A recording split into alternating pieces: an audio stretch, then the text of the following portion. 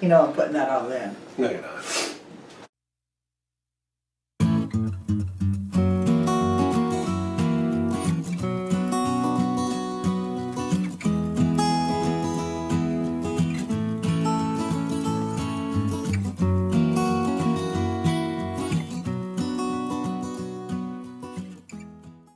Okay.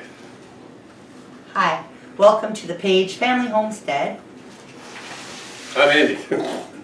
Did you forget? Yeah, I did. I'm Peggy. We have been asked to do the 10 questions for homesteaders. I believe it was started by the Copper Kettle Farms. We have 10 questions. I've heard other people say they had a problem with the question, and I thought, oh, they're just questions, but yeah, I know why. Okay. So the 10 questions for all homesteaders to answer. Number 1, Andy. Number 1, Andy. What got you into homesteading? Well, we got into homesteading years ago, back when it was in my early 30s, and all the kids were younger. We had a farm, and we started learning about cows and pigs and chickens the hard way. Them. Yes, by getting them, put them there and go, oh my God, now what do we do? We didn't have the internet. You had nothing other than a farmer to lean an ear to. And that's what we did. We went to a certain, and books. And Yeah. we went to a lot of farmers, and they'd give us suggestions on what to do. So, but we loved it. And whenever the kids needed food, I've never ever had a problem with food, because they'd get up and have steak and egg in the morning for breakfast. And the freezer was always filled with pig, chickens, and ducks, and beef. Oh, unlimited amount. And we knew what it was. Raise the kids. Yeah, and we knew what they were eating, every one of them. Plus our gardens and all that. So everything was fresh for these kids. For our kids. You just answered it for me too. Okay. Yeah. Sorry. It's just no. Sorry. It's awesome that we think. But yeah. So that's what got us into that. And now go next question. Number 2, what's something you want to add to your homestead in 2020? What do I want to add? Okay, as it is right now, we have no animals. I'd like it's other than come on, as a baby girl. We didn't tell her yet. Yeah, she's not. She doesn't know she's a dog. But anyway, what I'd like to add, and I'm going to add, is rabbits. We're going to get some chickens, and we have the house up for sale, so we can just get a bigger parcel of land and a bigger garden. Is what we want. So we're going to see how that happens. How things go with that. We're kind of in limbo. Yeah. Even for our garden, Because it's coming up to the time we should be starting our seeds. We're going to start our seeds. We just don't know where they're going to end up. So it's kind of hard to plan. We're just like right here. It's for sale, we're buying. And we have to have that done by planting date, or we're going to have to stay and make do, and I don't want to do that. But this is very stressful because of the situation right now.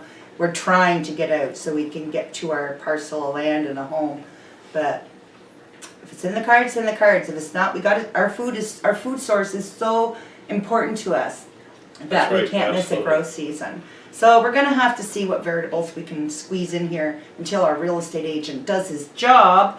Okay. Number 3, what's the most difficult lesson you've had to learn so far while homesteading? Well, right now we're just gardening. Right now we're here. It's patience, basically, really. A lot of patience. We don't have any. Everything is just like here but not. Yeah. Like I'd like to be working around that yard right now, even though we've got snow. But I mean, there's things I can do to get prepared. Certain things to get prepared, like build some more boxes for above ground gardens and that. Certain things like that. What was the question again? What's the most difficult lesson you've had to learn? I think you've answered it. Yeah. Yeah. For me, I pretty much the same right now because we're in the same boat, obviously. It's patience for sure. A difficult lesson in the past while full-blown homesteading, it was hard to learn how to not be crushed when we lost a baby animal, or, you know, like. That is a very hard thing to. It was a hard lesson to learn to look at them for what they were. Yeah. Food, not pets. I mean, Right, we were naming our steer. We had 14. We had baby, Boo Boo, Forest, Swirl, And when right the off kids the had top to of eat my Boo Boo head. burgers, they weren't happy. No, nobody wanted a Boo Boo burger right away. It took a few days. That was an important lesson, to learn to look at it as for what it was. Yeah, that's right, yeah. We've gotten over that. Number 4, what's your favorite chore on your homestead? Well, growing the food. Hi, you. Growing my vegetables and seeing what I grew out of all that. That's my favorite chore. Mine Trying to get is this guy seeing here. him come to the door the first few weeks with all the harvest and more harvest and more. And then when my table is full and my counter is full, I look at him and I'm like, no more. But truthfully, 12-hour canning days to get it all in, what he provides, he basically gives us all of our vegetables for the winter. That's a lot. And, you know, like, we're retired. I can't afford to buy Canadian food. No. It's so expensive. And I can't afford to put it in us when we don't know what's in it. That's right, yeah. So it's important. So that is my favorite chore, is putting up the food he provides. What is your favorite thing to grow? That's number 5, by the way. Yes. My favorite thing to grow is tomatoes. I just love the way they grow, and as they grow and as they come out, and a beautiful fruit that they are, like cherry tomatoes and beefsteak tomatoes. There's all different varieties of tomatoes, but I love that. That's what I like. He's anal about his tomatoes, because if he brings one in that's a little bit scarred, not a little bit, but like, yeah, I don't want that. I don't want to can that. And I'm looking at a table with like 100 more. I'm going to put that to the side to use it for compost. He'll walk in, no, cut that part, that's good, that's a good tomato. That's right, oh gosh. Waste not, want not. My favorite thing to grow, my fantasy garden is a kitchen garden that is the size, square footage that he uses for vegetables. I want a tea garden, and I want my bigger herb garden. I've got a nice big raised bed over here under the kitchen window. I fill that with a lot of herbs, and there probably would have been enough for me to last the winter, but I didn't get to the last harvest due to a knee injury, so I couldn't get to it. Okay, I won't kick you anymore.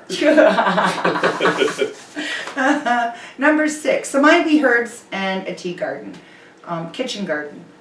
Number 6, what do you love most about the homesteading community? This is easy. This is an easy question. It's just the people we've met and communicated with, and the transactions that we've got with a lot of our homestead community here. We've made a lot of great friends, a lot of new friends. A lot of ideas coming up from other people. There's a lot of different communities on YouTube. But I find that the homesteading community is like tight. Not tight as in being offensive, tight as in come on in, let's help. Let's you know, we've been educated, we educate. Everybody's got something to learn and something to teach, and it just seems like the homesteading community is just like, can't wait to get it out there and share it with everybody. Yeah. We all do the same things, right? Yeah. But different ways, and in different situations, and different climates, and it's just nice to see, well, my Lord, I'm going to try that. Well, for example, chickens. Chickens out in in places that are warmer in the States, you have certain different types of chickens. We're here in Canada, it's cold, so we need certain kinds of chickens that can take the cold, and their cones don't freeze off, and they're hardy for it. So this is another thing we've learned from the community as well. Well, it's not always cold, it just feels like it. Yeah, it's always cold. Till April. Look out that window. Number 7, your favorite meal that you make. that you make. The favorite meal that I make that I like the best is a roast beef with Yorkshire pudding. Is that better? It's not a normal Yorkshire pudding. It's no, it's he the was English born style. in Britain. His mother's English, and she made Yeah. Yorkshire puddings, plate size, for each of her 7 or 8 children, 8, Yeah. and put stew in it. Yeah. Oh my! Or roast beef dinner. With the gravy over top. And I've seen Yorkshire puddings I've never seen them before. You have it in the playlist. Yes, I do, yes, where I've had little cupcake ones and I always thought, what's that? I got ripped off. Mine are like this. I say this But it lovingly is- because he's mine, but you know. That's because you're a limey. But my dad's mom was a Newfoundlander, so I'm a Newfoundlander. Okay, for my favorite thing to make, my favorite meal, we laughed about this yesterday because I don't have one. I don't cook that way. I like everything I make. I cook to make him. Not picky. But you're gonna be hungry. Yeah. I cook to make people happy, to make Andy happy, to nothing pleases me more than for him to sit down and enjoy the meal. Like that's my favorite thing. And putting out tidbits and sometimes meals, sometimes charcuterie boards, sometimes whatever for our jam people. Mm-hmm. Sometimes I put a lot of work into it because that's my joy. That's my favorite thing to make, joy. So I just made a recipe. Okay. Number 8. What is your favorite holiday? My birthday. Christmas is my favorite holiday. We get everybody together and family comes over, and then all the food and all the, you get all the little cakes out there and the cookies, and then the big turkey comes out. Whoa, yeah, that's good. My favorite holiday. My favorite holiday? Halloween. I love it. I love going out there. I get a glass of wine and I sit there and I just play with the kids when they come up with their nice little costumes and talk with them and give them extras. And when I see the little teenager walking by with a miserable look on their face and no costume, I'm the one that'll throw a bag of suckers or a bag of whatever's at them and come on, get some candy, go knock on some doors. You don't need a costume. It's just fun. I just love it. Number 9.